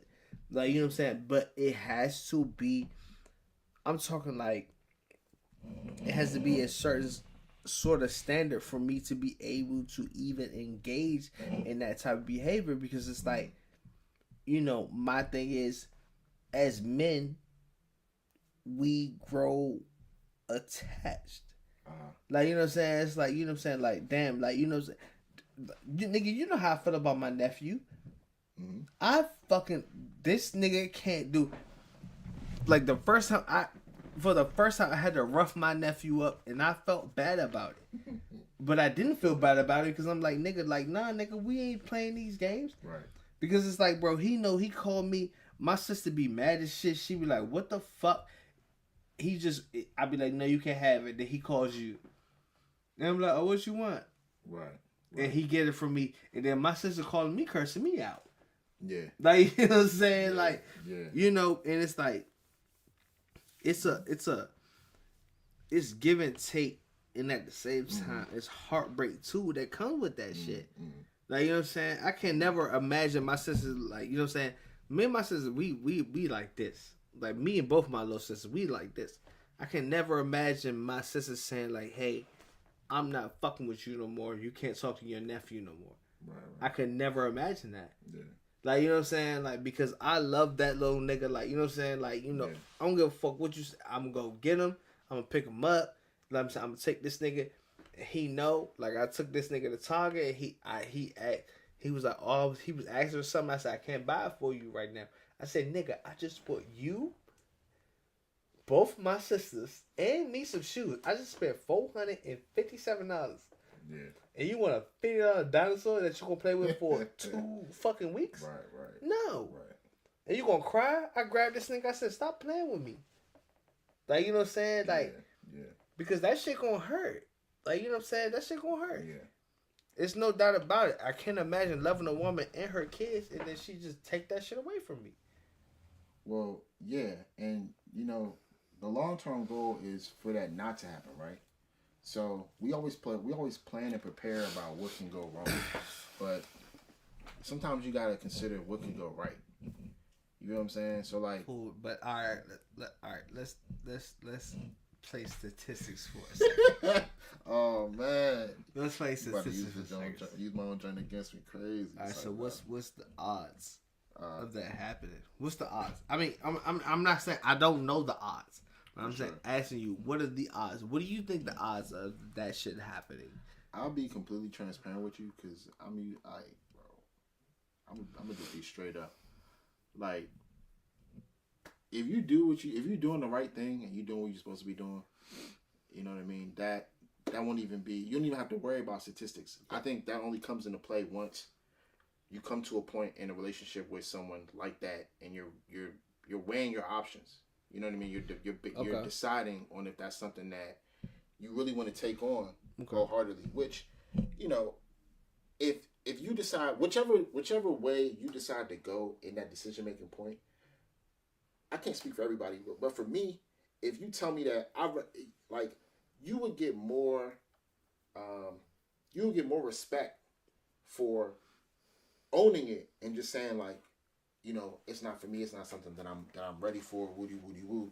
Versus staying with shorty because you still trying to get something out of it, but by getting something out of it, you also depriving something else. You also depriving someone of something else. You see what I'm saying? So no, I totally understand. So that was one of the things that I had to learn as an adult. But I don't say as an adult. No, but I'm saying that's something that I learned from being 25 to being 33. I said, but my thing is, what would you potentially be getting out of some pussy? Listen, brother. Like, that's what I'm saying. Like, what would you potentially be getting out of it? Cat ain't nothing that I can't get, bro. That's what I'm saying. So that's what I'm saying. That's what I'm saying. Like, so what potentially? My thing is, bro, we all have a preference. We all have an understanding. Like, you know what I'm saying? Like, you know, me, like, niggas like me and you, we have conversations with women. We're just like, listen, I'm not fucking with that. Right. Like, you know what I'm saying? And it's cool. Like, you know what I'm saying? I'm not saying that I won't fuck with you, but I'm just saying, like, you know, I'm not fucking with that. Right. Like, you know what I'm saying? And that's why I made the statement that I just made, because it's like, for me, if I'm getting to that point where I have to make a decision, it's not just about that. Because, like I said, like, that's not an issue. You know what I'm saying? Like, getting... Now, if it's Torch, I mean, I can understand a little bit of the hesitancy, but you still got fuck if it's Torch, bro. I don't care. No, I'm just saying, you still gotta be cognizant of the situation. And, yeah, I don't care if it's Torch. I don't give a fuck. That shit means nothing. Like, you know what I'm saying? No, it doesn't, bro. Because you gotta understand, Torch. How long a Torch gonna last, bro? But that's the point I'm trying to make. Like, it's not just about that. Yeah, that's what I'm saying. So that's why I'm like. That's what I'm saying. Though, sex don't mean shit. Right. Like, you know what I'm saying? You have good sex today, and that bitch won't think about you tomorrow. That's also true. Like, you know what I'm saying? Or you had good sex for a year, and it's like, oh, sex is bad now. Why is the sex bad now? Yeah. Like, you know what I'm saying? Like, you know. And that's another thing, too. Like, you have moments where you'll be with somebody, and there's, like, microaggressions. There's things that happen and they compound to the point where y'all might be in a situation where you might turn the water on and she get mad that you turn the water on too fast and the joint splash instead of it just trickling down. Like, pause. Instead of it just like trickling down. Trickling down is crazy word. I'm just trying to like prove a point. Like, right? Like, you have situations like that in relationships. So my response to all of that is be mindful of what you do in a relationship to try to mitigate those things. My thing is, all right, so microaggressions. Yeah. I can't give you the tool book. I can't give you the playbook on how to. No. But I'm saying microaggressions. My thing, that's not. No. Right? You gonna piss her off. She gonna get mad. And it's up to you. It's how you deal with it. Like, you know what I'm saying? But I'm saying, like, microaggressions. Yeah. Why do you think microaggressions happen? Why do I think microaggressions? I mean, because it's a. Do you think it's a long-term thing? It's a long play thing? Do you think it's just like something that's just like, she's like, oh, I fuck with him, but I don't fuck with him on this shit. Like, what do you think microaggressions are? It's not even that. Microaggressions really come down to, like, somebody who, and like I said, I don't want to speak for everybody, but this is just what I've experienced in my life. Microaggressions really come from when somebody that they see you in a certain light and they like you, but the things that you do, they don't favor, and they can't find a way to explain that to you. So they let it keep going until it gets to a point where eventually it boils over, and then they speak their mind. Which to me, that's because, like, yet again, that essentially the 3 strike was essentially what my microaggressions were. You know what I'm saying? So, like, with that being said, I always tell people when something happens, don't let too much time pass in between. Like, yeah, for sure. I would, you know what I'm saying? Like, I used to, like, stuff would happen with me and somebody that I'm dating, and I would let some days go by before I respond back. Really? And then I mean, because that's just the kind of person that I am. Nah, I understand. Yeah. You know, that's just the kind of person that I am, because I need that time to process my thoughts. I need to make sure that I'm not responding. No, I understand exactly what you're saying. You know what I mean? And I used to be like that, and then I got to be like, bitch. Fuck, yeah.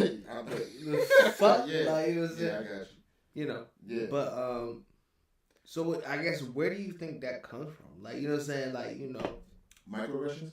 No, I guess just your calmness about, like, being able to deal with microaggressions, because microaggressions is a motherfucker, and I've dealt with that shit, and I realized, like, having just, like, I'm not gonna say it on the stream, but I realized, you know. Yeah. That's funny. Yeah. You know what I'm saying? Yeah. Y'all didn't hear that. But, yeah. Nah, but, how did I mean, because here's the thing about microaggressions, right? Like, you're a lot calmer than me, Mike. I mean, yeah, but I also had to earn that, right? Like, yeah, for sure. This happened to me overnight. Yeah, this was something that I had to really, like, get down. Even though my demeanor in general was just, I'm a relatively chill person anyway. So, like, as long as you don't do nothing that rub me the wrong way, like, we cool. Yeah, we cool. So I can step away from you. That'll be fine. Yeah, like, we have disagreements. It ain't nothing to just, like, kind of, like, you know, leave it where it is, and then all right, and then we'll come back and talk about it after the fact, because, you know, as two, like, I don't want to say alpha males, but like two alpha males, you know what I'm saying? We get here. So it's always easier for us to come back at it more level-headed and more clear. So Yeah, for sure. Going back to what you asked though, with microaggressions, the thing about microaggressions is that you don't know they're microaggressions until it's too late. You feel what I'm saying? A lot of the stuff that happens, you don't even realize that it's an issue until it's being brought up to you after the fact, and they're giving you like. Okay, so all right, brother. All right, so is this a failure in self? All right, so is this a failure in self-recognition, or is this a failure as far as just like, you know? Well, no, I guess is this a failure of self-recognition? For us, for us, yeah, like you were saying, it's like I didn't realize this about myself, whatever the case is, and now I realize it about myself. And it's like, you know. I mean, it's a mixture of both, because at the end of the day, you can live life completely fine and not even know that you're a microaggressor to somebody. You feel what I'm saying? It takes an action to generate a reaction for it to even be a thing. So it really boils down to whoever you're adjacent to, or like your partner is. It's more so or less like how can this person be able to handle the situation appropriately? Because oftentimes with microaggressions, it's not even that's not you. Like, it's not you personally, but it's something that's affected them. Is it not in the past? No, not directly. Yeah. Like, indirectly, yeah, because you know you're doing what you're doing and it's pissing that person off. But it goes. But I feel like that do you feel like you don't know what you're doing? I feel like that I feel like that you know exactly. I feel like that the things that I've done to women and the things that I've like triggered with them, I knew exactly what I was doing. Yeah, well that's what I'm saying, because like I said, you don't know it's a microaggression until you know, right? So if you're doing something to somebody and they find that offensive, or they find it like discomforting, and they don't really say anything to you at that moment, how do you know that that's truly? How do you know that's truly a boundary that you cross with somebody if they don't establish that boundary with you? Because I wanted you to cross that boundary. Well, yeah, but where's the communication in that, right? Like, if you don't establish that, if you don't give them that ground, that footing, then how are they supposed to know that? You won't know. Was it in that? You won't know. But see, that's what I'm saying. So it's like if you doing something and you don't establish that with that person, and let me flip it backwards. Let me reverse it. If at the bathroom ringing. Nah, but if you don't have that conversation with someone initially and tell them like, hey, this is what I like and I don't like, or you might not touch on something that it might not have came to you right then and there, and they did something that rubbed you the wrong way. Yeah. Right? Now, it's on you whether or not to address it right then and there, or to yet again let it compound, let them continue to do the same thing over and over again, and you don't address it, but you wait until the very last minute where you've had it up to here, and then from that moment you just letting everything out. And it's like, but you have plenty of opportunities. But no, I feel like if I express that to you and you understand that I don't fuck with that. Right. But you have to do that before you get to the point of like healing over, right? Like, yeah, absolutely. Yeah, so that's what I'm saying. So that's what I'm saying. You have to make it be known prior to, because if you don't, and that person continues to do something to you that you don't find appropriate or you don't really like, and you're not saying anything at that moment, and you're just letting it you like making tallies of it. You're just like, all right, bet. When you get to the fourth or fifth, all right, bet, then that's when you're like, all right, bro, like, or all right, shorty, like, I done told you, like, or not even I done told you, it's like, all right, I done notice every time you do this is what happens, and I don't like that stuff. And it's just like, yo, that's fine, but say that before, because now up until this point, this person is thinking that what they're doing is fine, because there's no type of like repercussion to your actions. Yeah. Huh? There's no repercussions to your actions. Right. That's what I'm saying. So if you don't make that be known, and this goes to both. This is both for men and women. I'm not just like I'm talking to my brother right here because like he's asking me a question. But like, please take this and apply it to your life as needed. But what I was saying is, in order for it to really be an issue, you have to address it in a like time frame. If you don't address it within that time frame and that time and that window expires, I definitely agree with you. And you let it happen again, then you can't be mad at that person the second time. Exactly. Right. But if you get mad at the third and fourth person, if you get mad at the third and fourth time that person does that thing, but you didn't explain it to them, you didn't explain that to them to begin with, like, there's some accountability on your end because you have to be responsible enough to share your boundaries. That's what I'm telling you, bro. Like, it's so easy for me to say no. I'll say no. I say my first, like, I learned no before I learned yes. My nigga, it's so easy for me to say no, bro. I don't give a fuck. I would say no. I'd be like, nah, I'm good. As a kid, you good? No. Like, you saying no. You don't even know what you're saying, but you're saying no.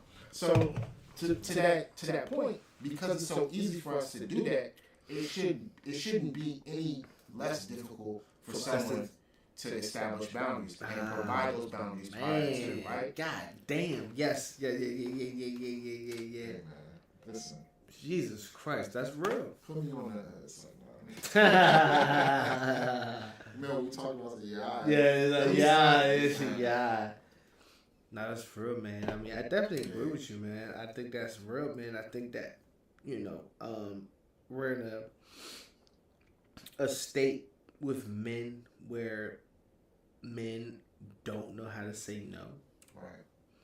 And I think that men need to understand that it's okay to say no. Yeah, 100%. Like, you know what I'm saying? And I think that what comes down to it is a lot of men, they can't say no. You know what, though? It's funny you say that because, let me tell you something. Consent, it's not just a woman thing. It's a man thing, right? Yeah. Like, you know what I'm saying? I don't want to use this particular person as an example, but I feel like a lot of people do, and it's so weird to me. But like, let's just say, for example, like someone like I don't know whoever your preference is, Lizzo, Natalie Nunn, you know what I'm saying? Some of these women where it's like they okay, but they not the majority favorite, right? Like, say a woman, like, I don't even want to use women. Just say someone that you're not sexually attracted to. Lizzo. Let's go with Lizzo. Okay. Well, let's just use Lizzo. Fine. I was trying not to, but you know. And I'm not saying that as sexually attracted. Don't use this shit against me. Listen. I feel like this is gonna come back and bite me in the ass. I was like, brother, when at some point these clips gonna resurface, it's gonna be bad. Lizzo, you're beautiful. She's great. Yeah, she's a beautiful woman. Extremely talented. Yeah, yeah. But no. So let's just say. Well, would I? But not. Never mind. Listen, I'm not making a good argument for myself. Hey, man. All right. I've seen it. But listen, so like, say you are with someone or you see someone and they approach you and what they're doing is not that like favorite, like you're not really banging with it, right? Like you would say no, right? I have before. Yeah. Right. So what changes the situation? The fact that you have somebody who's like extremely attractive in front of you and you're like, damn, like this shorty is shy, yeah. Like that shouldn't be the only thing that's. Bro, I'm gonna tell you what changes that shit is your level of maturity. Okay. Because I've had, and I talked about this on me and Dad's first podcast. I've had a woman where I went out with her and she was gorgeous, motherfucker. Yeah. Shit. Hold up.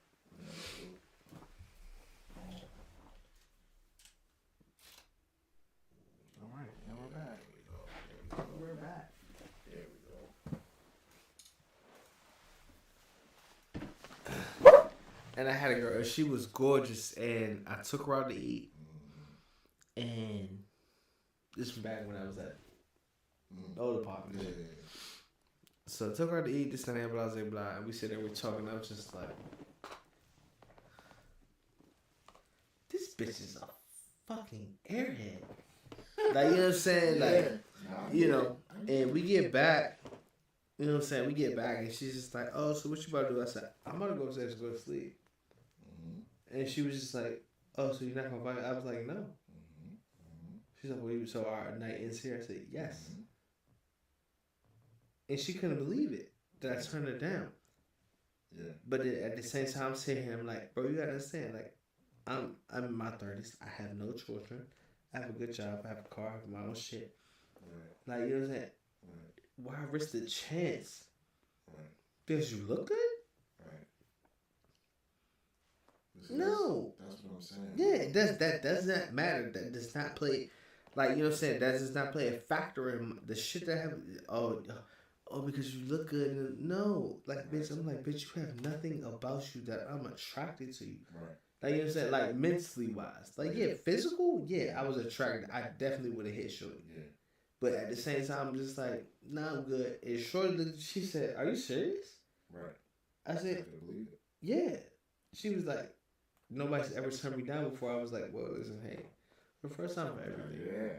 Like, you know what I'm saying? I'm like, bro, I'm going upstairs, bro. I'm going to sleep. Like, you can't come with me. Right.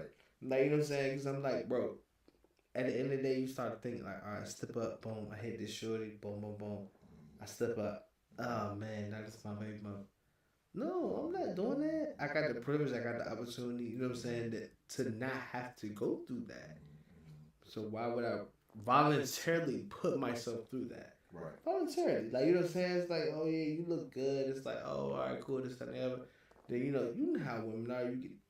You hitting the, she get the talking that in your ear. You like, oh, man. Yeah. You know what I'm saying? Bang, bang, bang. Next thing you know, you like, damn, I'm a dad. You're like, damn, I'm a dad. Like, no, I'm not doing that. I said, no, I'm cool. And she couldn't believe it. Shorty said to me, this is the first time I've ever been turned down by a guy. Yeah. I mean, bro, Shorty, like, I don't care. Like, that's not something that intrigues me. Right. Now, if you came to me with some, like, you know what I'm saying? I'm not going to say no deep conversation, but just a conversation that we could have vibed off of, and I'm like, damn, I'm fucking with this. I'm feeling this. Like, you know what I'm saying? Then, yeah, it would have been a lot different. Yeah. But it's just like your whole conversation, I was just like, this woman is an airhead. Like, it just doesn't make sense. Why would I ever put my child inside of her? That's absurd, bro. Like, you know what I'm saying? Like, you know, I'm not doing that. Like, you know what I'm saying? Like, you know, I invite you up, this, that, the other. Like, come on now. Like, let's be honest. Right. I'm not gonna say this on stream. No, it's cool. But I'll tell you, I had a similar situation like that. And it was so Thanks for taking over. Because I was gonna say that. I had a similar situation like that. And it was just interesting how, like, you know, basically Shorty wanted me to kiss her. And I was like, yo. Cool. You know how people think the date is going well, like they're like, oh, I'm gonna hug, kiss, and I was like, I'm not really feeling, like, I wasn't really feeling it like that, and I was trying to be real, like, subtle with it. So I told her no, thank you, and she just kind of like froze, like she couldn't process what just happened, and you know, I mean, we didn't talk after that, but like, it's interesting that like. Women are like they get like a deer in headlights when nigga be like, I'm cool, yeah, I'm cool. But that should be normalized, like in the same way, cool. Like, bro, in the same way that women look at us and they think to me and they go, oh, men should do this and men should be more blah blah blah blah blah. Like, yeah, that's cool, but like, what about when the roles are reversed? Yeah. Right? Like, that's important. Like, I don't really want to go too much into this, but there's a little Twitter thing that's been going on for the past week that I can't seem to escape. I opened up one Twitter thread, and now, like, every time I log into Twitter, I'm seeing more and more tweets about this shorty. She's like a sex worker. I forgot her name, but she's dating she was like trying to date this dude that was like fake brother nature, and apparently she was sending him like nudes. And he was just like, oh, like one time he texted her, he was like, oh, what are you doing? She was like, I just got finished recording some videos. And he was like, well, like, do you mind if I see? And she was like, no. And he was like, okay, well, is there like a particular reason why you're saying no to me? And she just like kind of was going back and forth with him about that.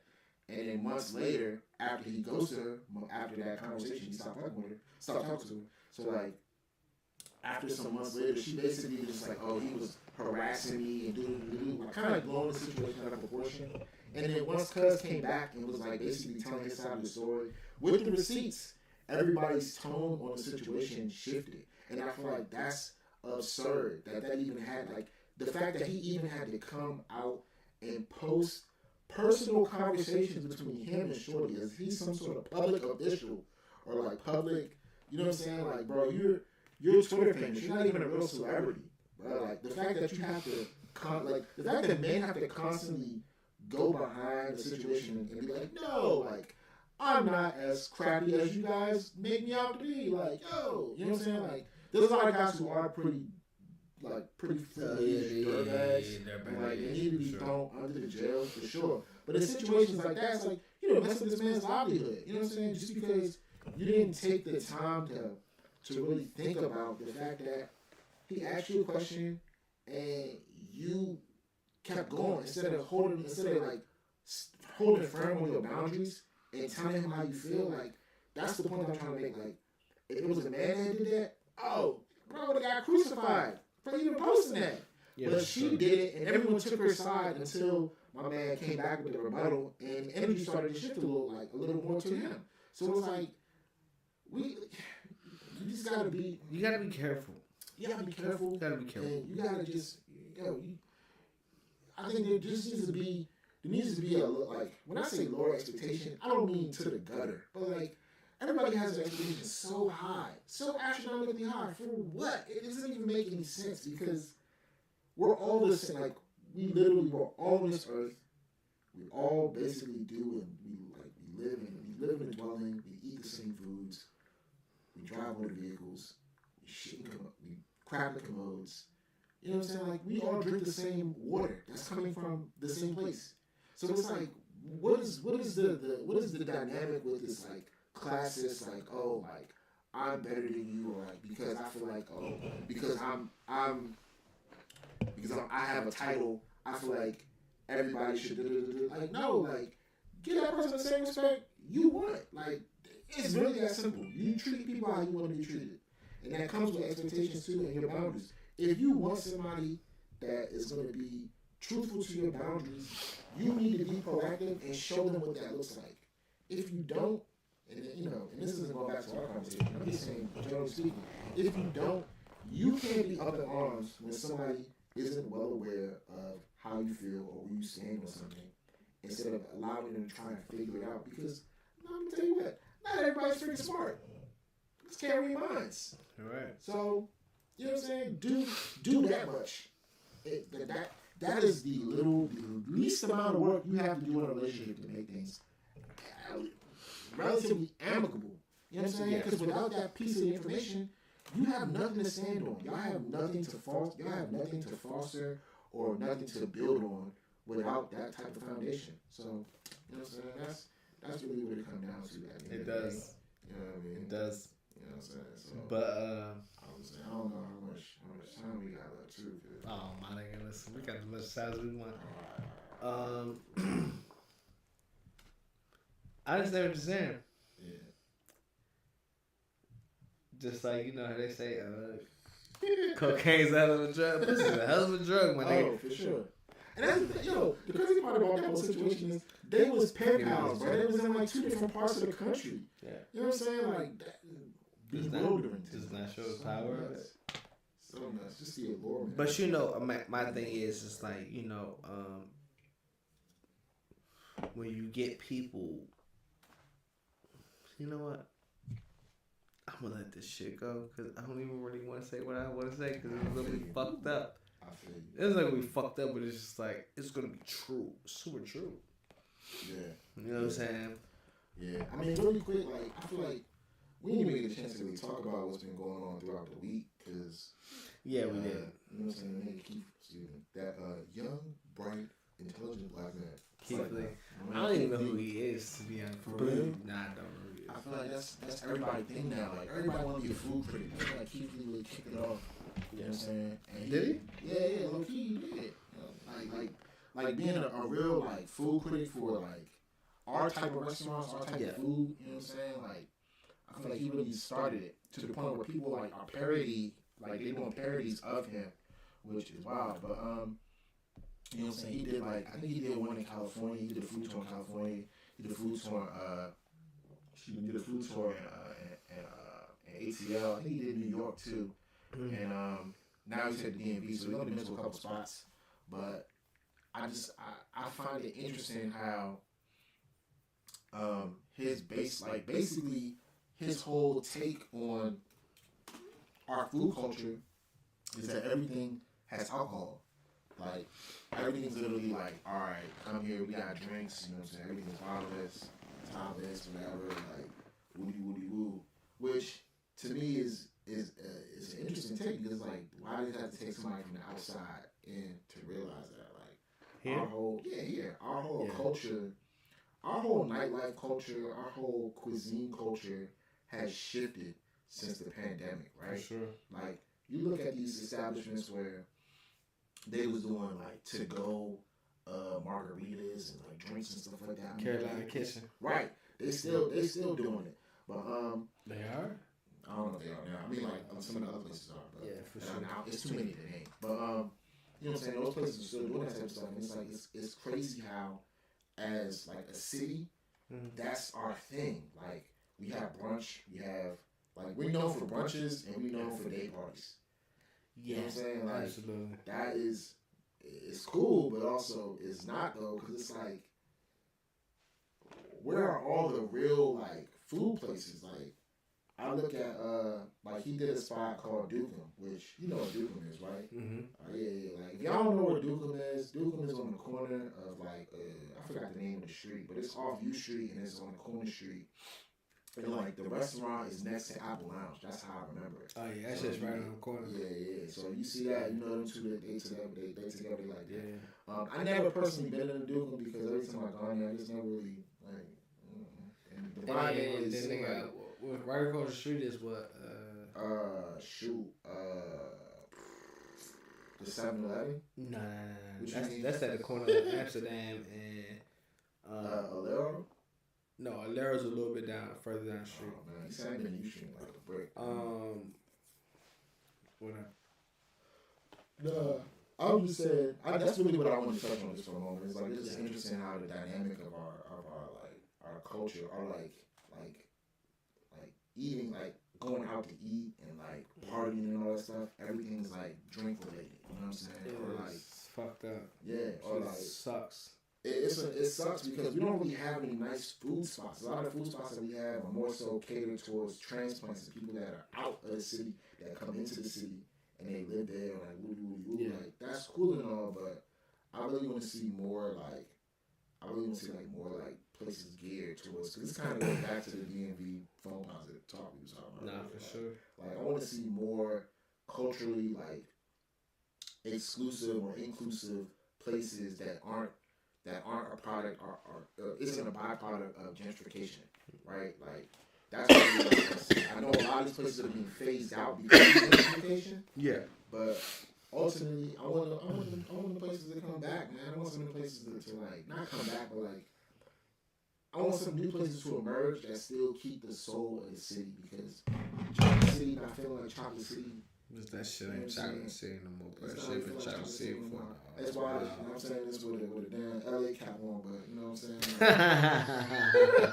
But I'm just saying, man, like, it ain't even, you know what I'm saying, it ain't even, shit been Chocolate City, man. It's changed so much. It's changed so much in the past 10, 15 years. It's crazy. Yeah. You know what I mean? Like, it's unfortunate. And that's my soapbox. Let me get off of that. Hey man, listen. I thank you guys. Hold on. All right, camera's right here. We'll be right back. It's like, I thank you guys for tuning in, man. Saturday Night Lit. I had to get my shit together. This is my brother. Tell them where to find you at. So you can find me at MYCKMNDY. Twitter. Yeah. Instagram. YouTube. Right. I'm on Apple Music. Yeah. Spotify.